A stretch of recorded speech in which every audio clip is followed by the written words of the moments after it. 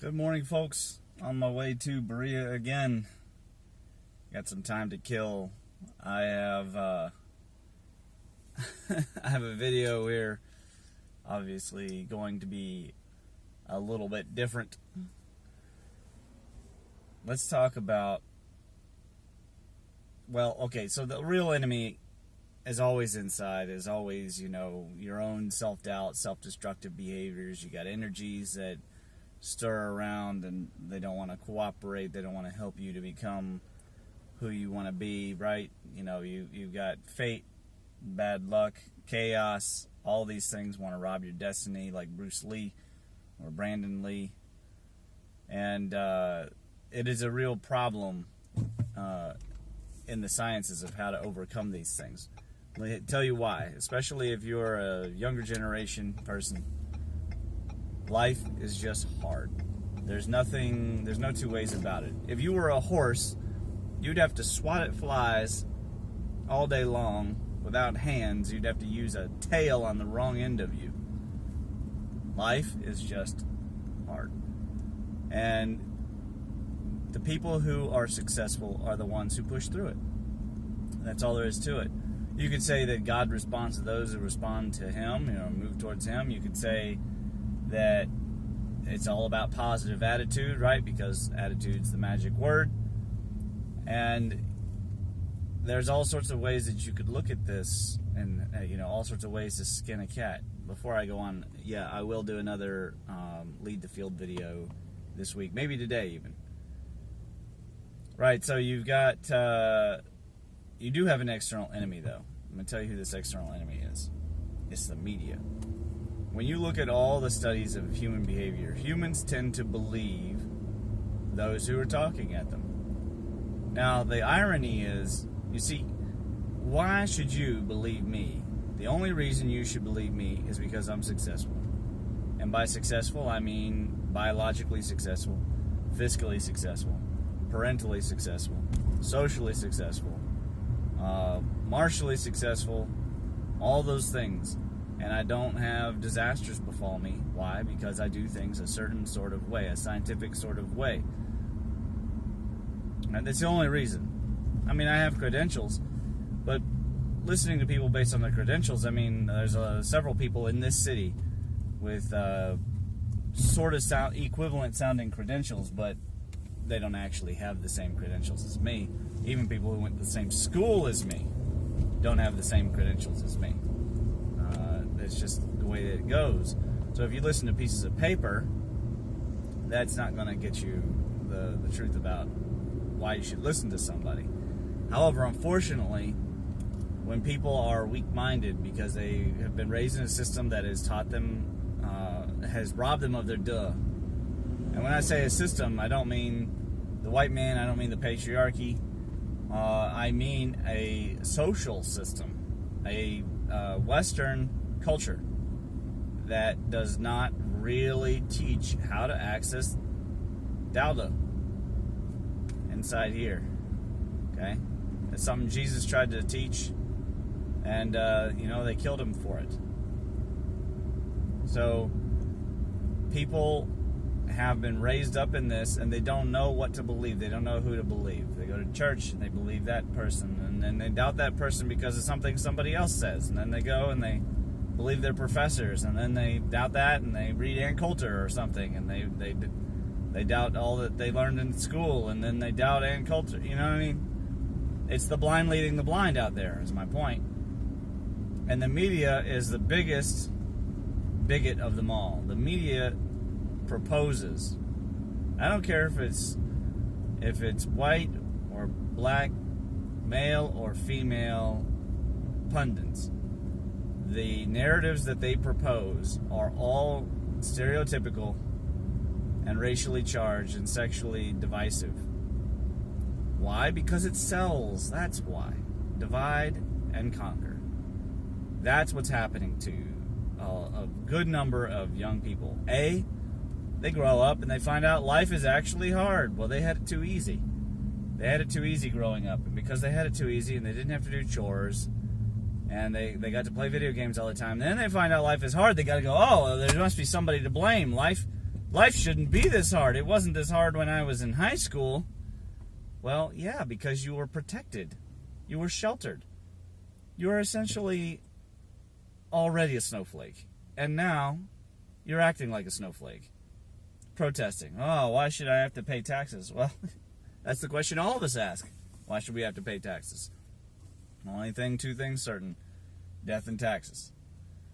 So then they combine this with the narrative they've been fed.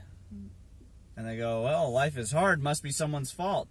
Must be the white man's fault. Let me tell you something about white men, being a white man. I'm going to tell you something. This world would be hell in a handbasket if it weren't for white men. Let's go to the slavery thing. It was millions of white men who died in slavery in this country. All around the world, there's still slavery, by the way. All around the world, there's still slavery. It's illegal, but there's still slavery, and it's more accepted in some places. But in this country, white men died killing each other to end slavery. Christianity ended slavery. Make no bones about it. Christianity ended slavery.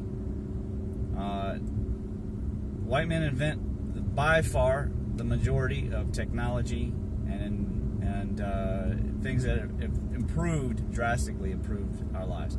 Have white men also invented dangerous things? Nuclear bombs, Federal Reserve System? Yeah, absolutely. Absolutely.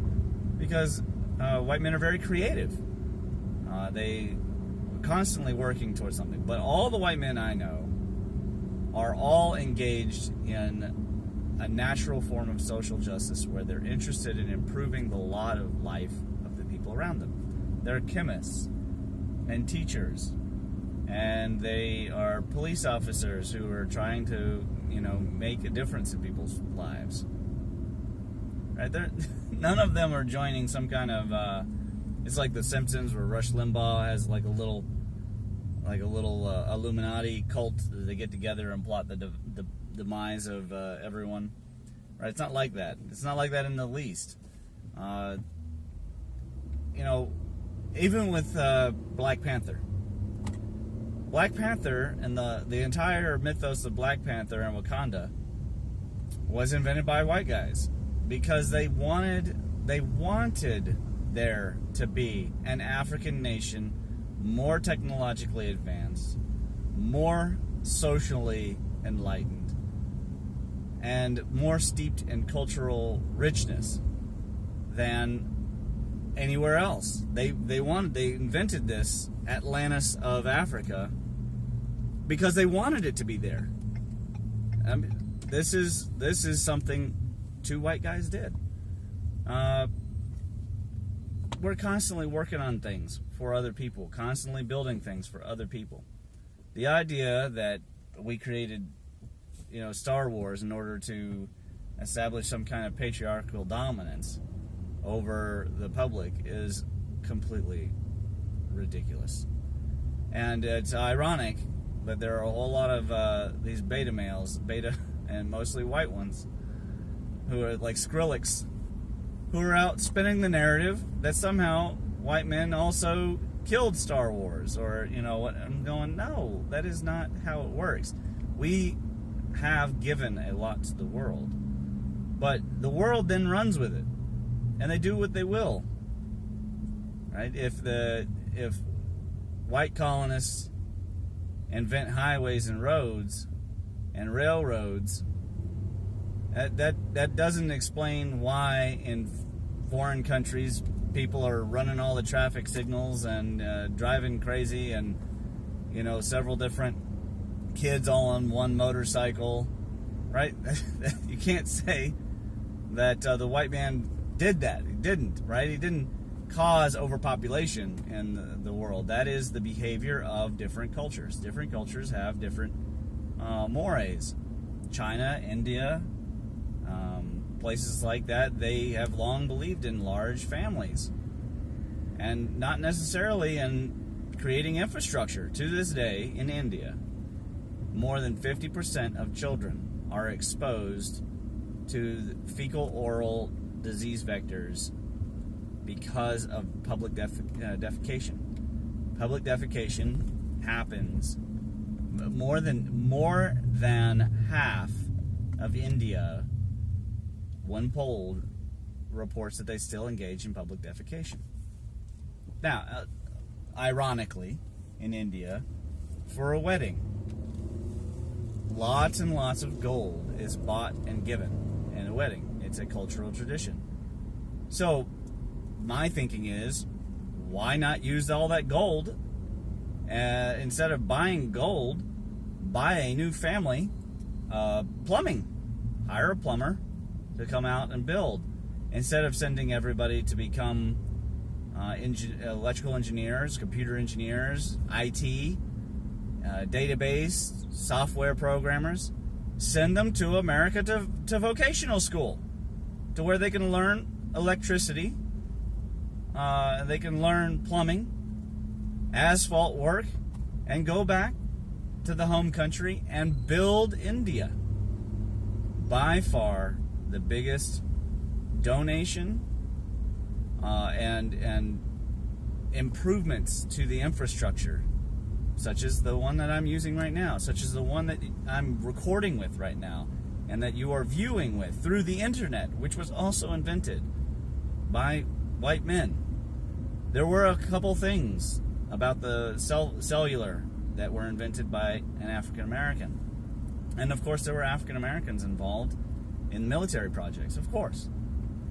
But the ideas, the protocols, the standards, the math, the engineering, by and large, if you go look at the names, they are white guys. And who goes around the world building infrastructure? White guys. Right? Now, are there currently now women, minorities, engaged in this kind of work? Of course there are. Because they've been taught by white guys. There's a funny story. I did the research on, and I can put it in the description, on all the stats for the top, I think it was 135 inventions. But one of the stories really stuck out was the invention, there were only a few inventions by women. And the one that stuck out to me, I really love this story. I forget her name, but she invented the washing machine. And she just had enough. And she had approached, women's societies.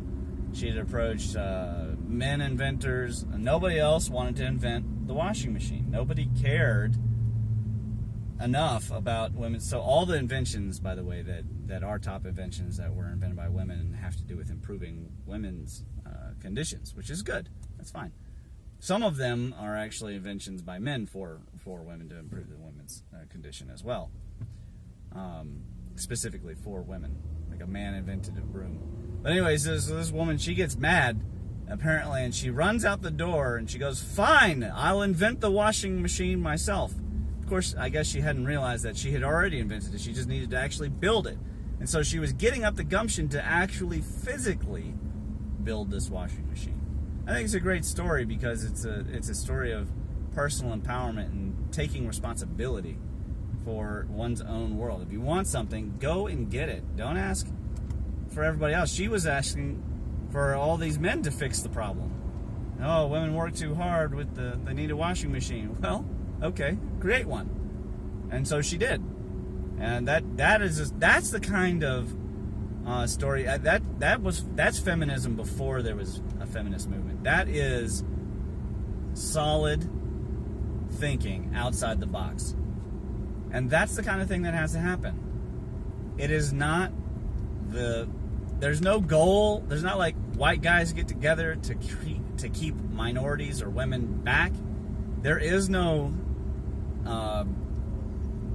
like some kind of clique or at least an Illuminati that I'm aware of. There are leaders of the world, but they're not talking together about how to keep Africa starving. That isn't a thing, right? And if anything, they're trying to figure out how they can get aid to Africa and then charge the government money for it, right? Because the African governments are so inept. So there's just this entire narrative that everything that goes wrong is a white guy's fault. And then the media feeds that to you, and then it feeds it to children, and it feeds it to young white men. And then I see these young white men, I don't even know if they can brush their own hair sometimes. And there's a constant in the commercials, the meme of or trope, I guess it would be, of the stupid white male. Everything that goes wrong in 90+% of these commercials has to be a stupid white male involved. There could be a smart white male there too, but it has to be a stupid white male.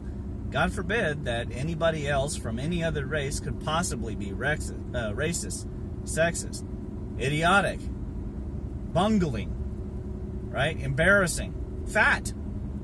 Any of the things that are, something that traditionally we should say that is a Peter Griffin or Homer Simpson. It's a disappointing narrative because it's divisive, it's false, it's harmful, and to be frank, it doesn't help the world. Here's the way that, as a white male, speaking for white males, what we want to see is that everyone takes back their own power and feels that they themselves can contribute, that they themselves can create. I have an African American friend, Sean. If he's watching, shout out to Sean. He didn't sit around waiting for somebody to make the comic books that he wanted. He made the comic book he wanted. That's great.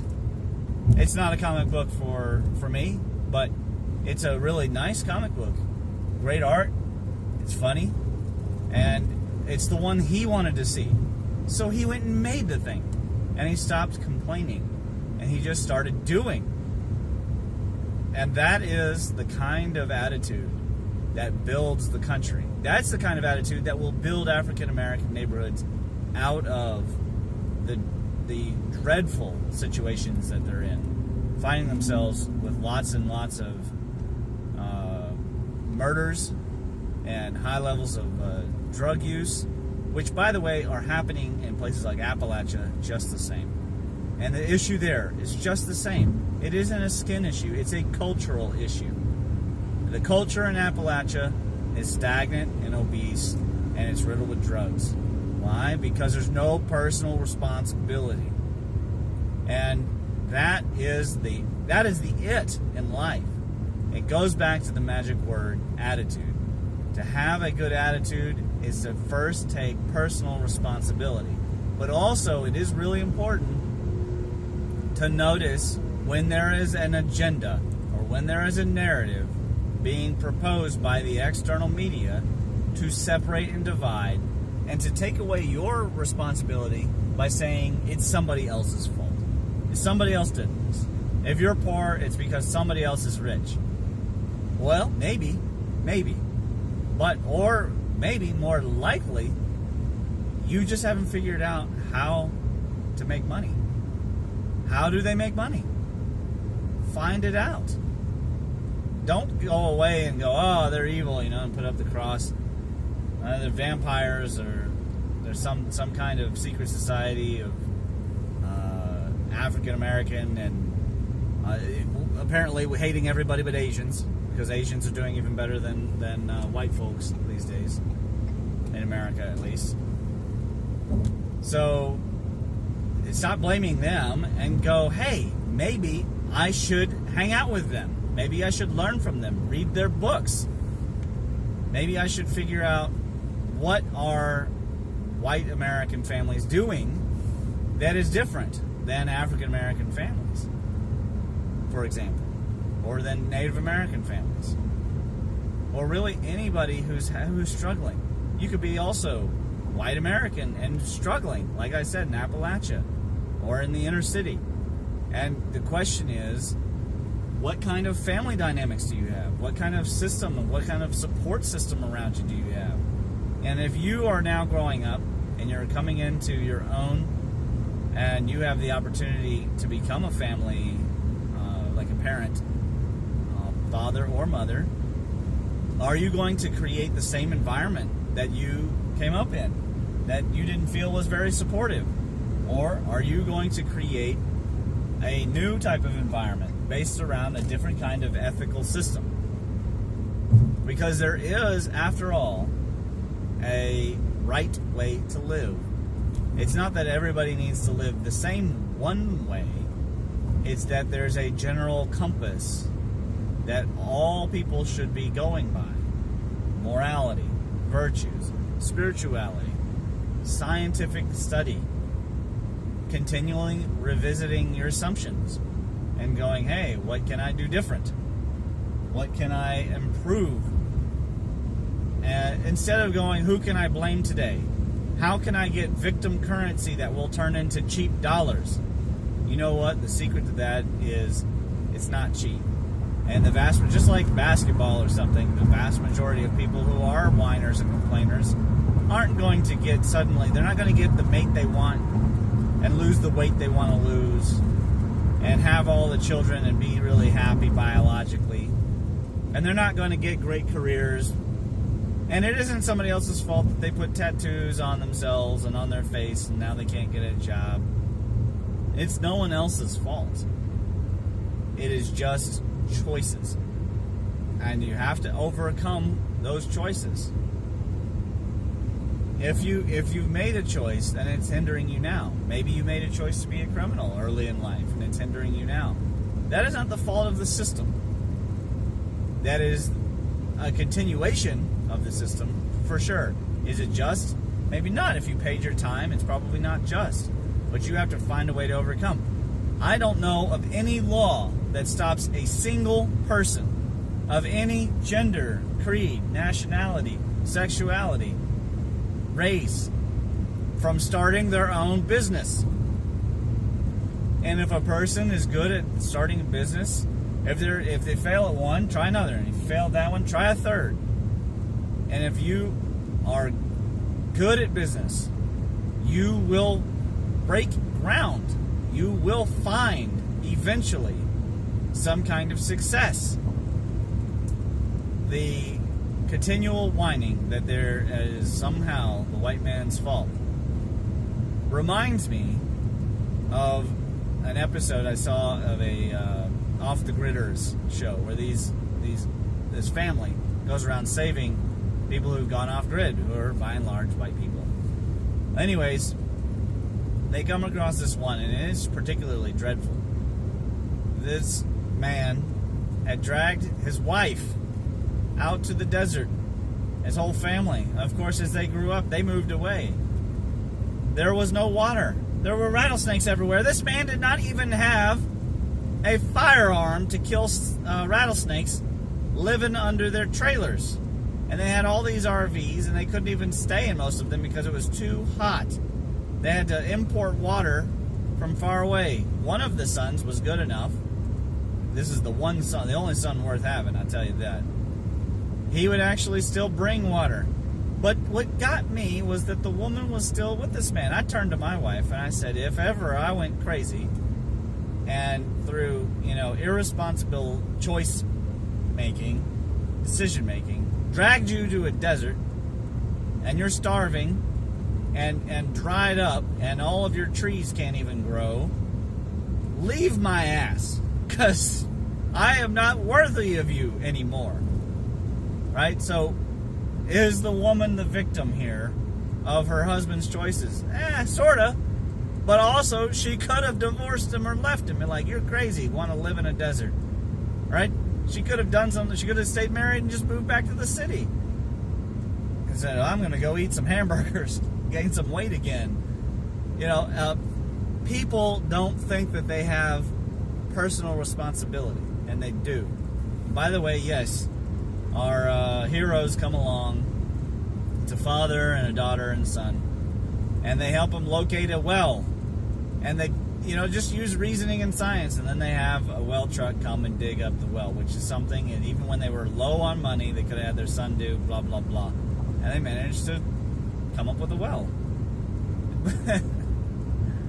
It's amazing how many people will go to great painful lengths to avoid the personal responsibility that is required in order to survive.